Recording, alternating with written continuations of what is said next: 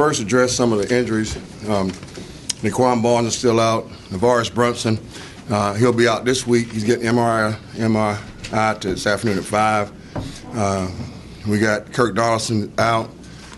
Terry Williams will begin to work back into some practices last night. So that's the injury situation. We're going into Saturday's game. We knew it was going to be a tough game. We're expecting nothing less. I was proud of our team and our coaches of how we prepared all week. I thought we handled any adjustment because of the weather, what have you, fantastically as a team and a staff. I thought we had ourselves in a position to win. We put ourselves in a position to win, and unfortunately we were able to capitalize on that. Looking ahead to Virginia Tech, though, coming back on the bus, I tell you all above just what's inside team, because it is inside team, but we have a 24-hour rule here. It's been there since in place. But on the bus coming back, we had a little time, about 4.5, 5 hours. I figured I thought the guys would be asleep and get away from it like I've asked them to. It wasn't that way. The coaches had already begun diving into the film on the bus, evaluating the game we just played, and already began dissecting and evaluating Virginia Tech. I was texting back and forth. We had 4 buses of kids and coaches and players. BT had that for us. We were texting the entire time. Guys, seniors, Shane, freshman, coach, can't wait this week, I was very proud of that. And it defines this team. And I normally don't divulge inside deals with our team. I think family's family, and I love you guys a lot. But coming back on the bus and that mentality, that tells where we are here, I think, as a program, and I was proud of that. So we'll get ready for Virginia Tech. We know we face another perennial power. Like I spoke of Coach Spurrier, Coach Beamer has year in, year out built a program that wins for seasons and not for a season. And I've always admired what Coach Beamer does. And he and Coach Spurrier, to the greatest in the game, to a whole country boy like me, they've always shown respect and always talked and spoke and taken time before the game, and it's meaningful, like Saturday with Coach Spurrier, and this Saturday is meaningful conversation with me. So I feel the same about Coach Beamer. Not every person is like that, those two guys. So, but we know also he has a high caliber football team, and we know we'll have to have a great week of preparation. I'll address right now some tough things that happened to us. The field goal, we've had one block in the last 3 years, and that was Saturday. They did a good job of doing a scheme thing on us that I can't address here, but we began last night correcting that, and our guys has always done a great job with that aspect, and we'll get that fixed. And operation was good, and operation time was great between our snap hold, and we'll get that fixed. After the game, another moment, I think Coach Confer and Nick are in there after the game, but before I could speak to him, I heard Shane with the guys and saying, "Hey guys, it's on me. We'll get better this week. We'll begin correcting anything we got tomorrow." And you can tell, I was proud of Shane. He goes, "Whatever we did wrong, we can fix it, and we will fix it." And that's the first thing, just before I could say him. So with Shane, he understands that. I think one of his interceptions was by a tackle, and somebody had him by the legs. But Shane began addressing that immediately. We're disappointed we didn't win, but I think that game will make us a stronger team. It was a game where we had to overcome obstacles, and we didn't flinch. The film had our offense moved the ball very efficiently, 6.8 per play. That's an excellent stat there. Offensive line did not give up a sack. O-line, they paved the way for 132 yards rushing, 6.3 average by the group. We had 12 explosive plays, which is us 15-plus plays from that game. So a lot came from that. I thought defense played fast and was very physical again. I thought we did a good job of, if something tough happened, which is in this game we knew could happen, they responded. Held them 4 field goals down in that red zone area.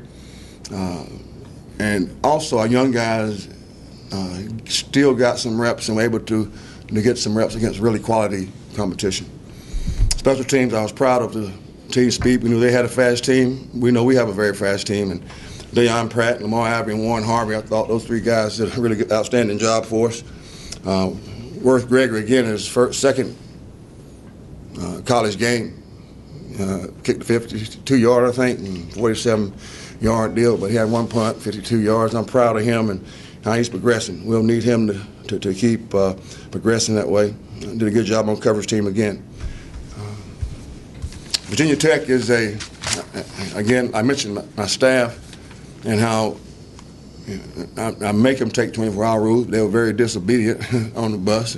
But again, addressing the game and Virginia Tech. So we'll dive into that, but proud of our staff and how they moved on. They helped me move on, which is perfect.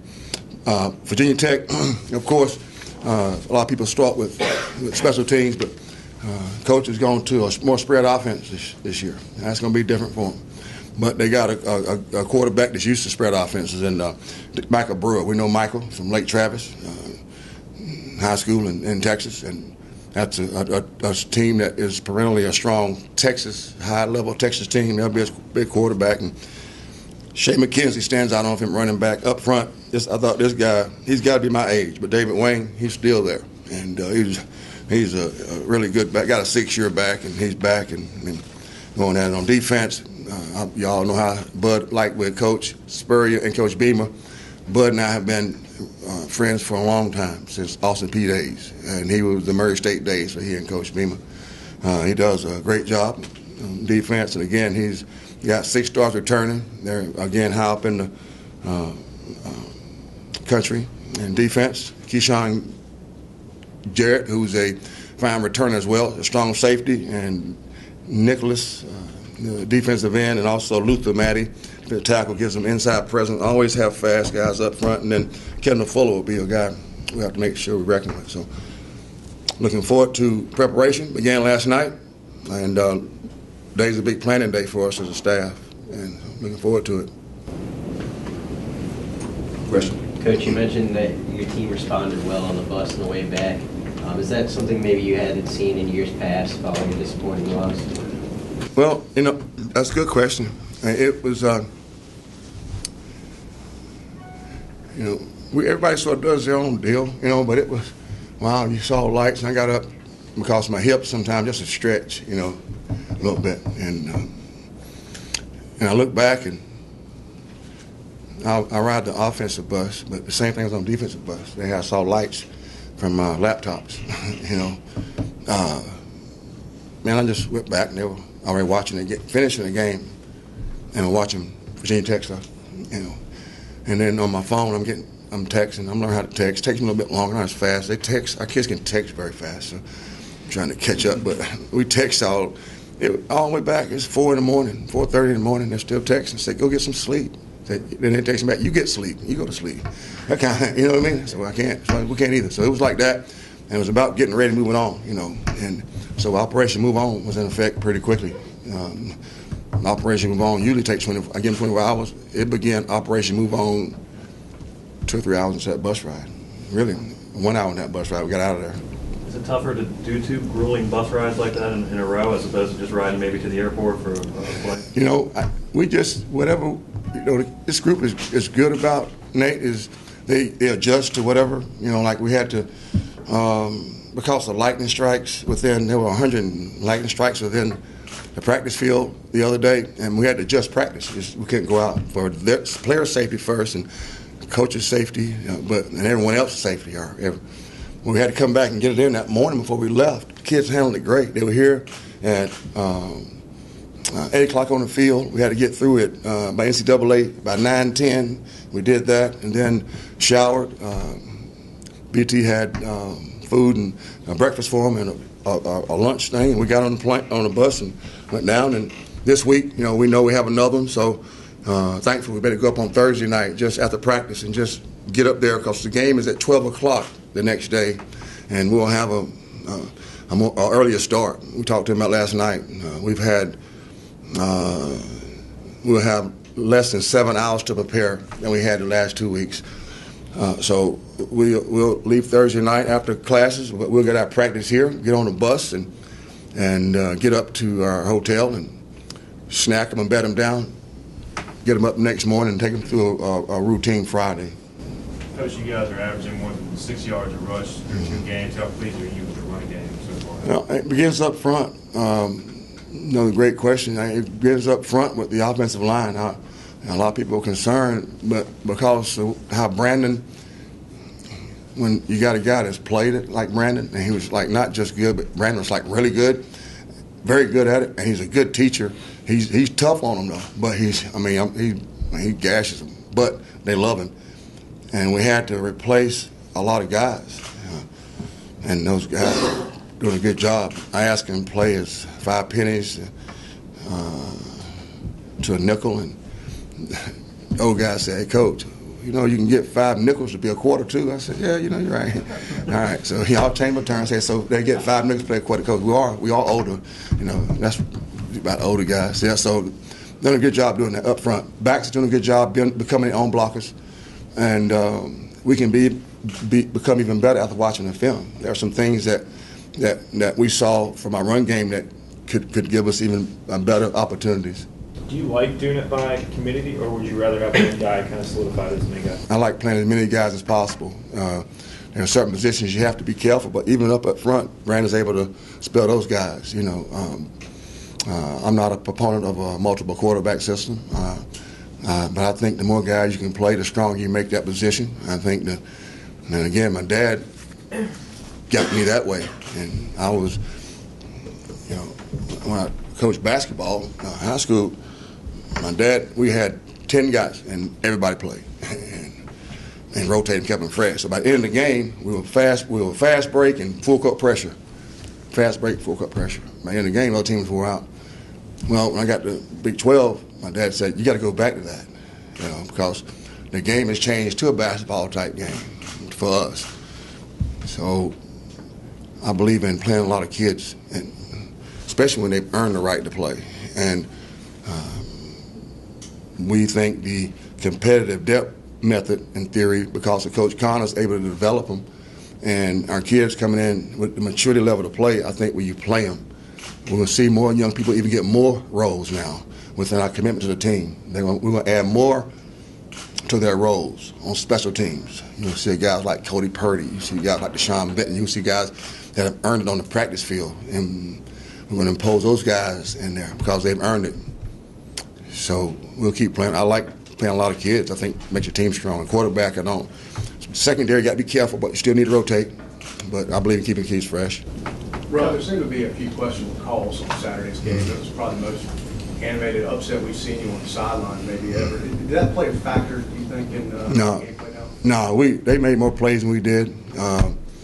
You know, I never getting upset, and my dad and my mentor, Donnie Duncan, really got on me hard for doing that, you know, after the game, you know, and Donnie's and both. So South Carolina did a great job. Coach Spurrier did a great job, and we bounced back. Our kids overcame me and told me, "Coach, can't wait. Don't worry about it. We got it." That's a unique thing.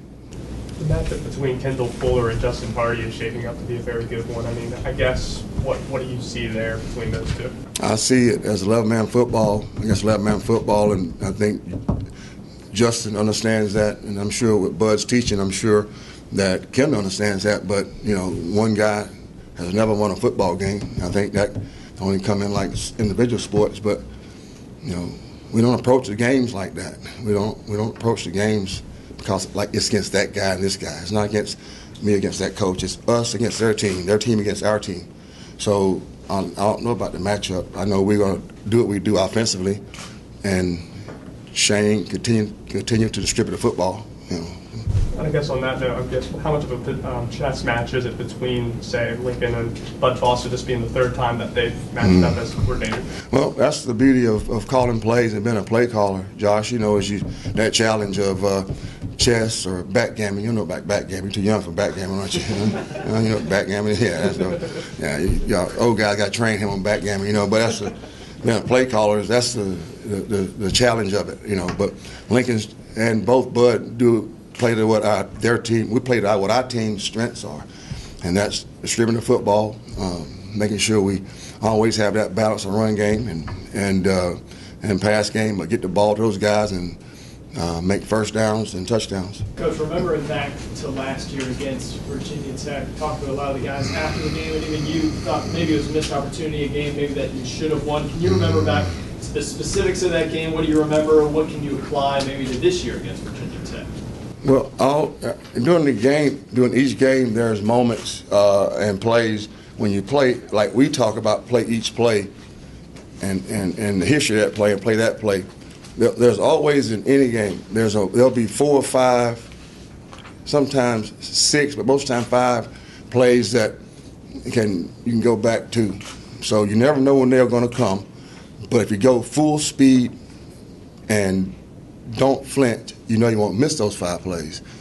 Then it comes down to making and finishing plays, making routine plays, and being able to play the next play. In a game, just like last week, it's a big boy pad day for both teams, not just for us, but for them too. We have big pads as well. This week will be a big boy pad game. So in any big boy pad game or a game of this magnitude, you have to be able to make plays and then hold your poise and keep your poise when you do make a big play, and keep your poise if it's a tough play. You know, I think we've been doing a really good job of that. And I had no doubt we would, because we emphasize so much. But we've done a really good job of, when a good play happens, we get excited, but play the next play. And when a tough play happens, we don't point fingers or hang heads. So in every game, that's going to be important.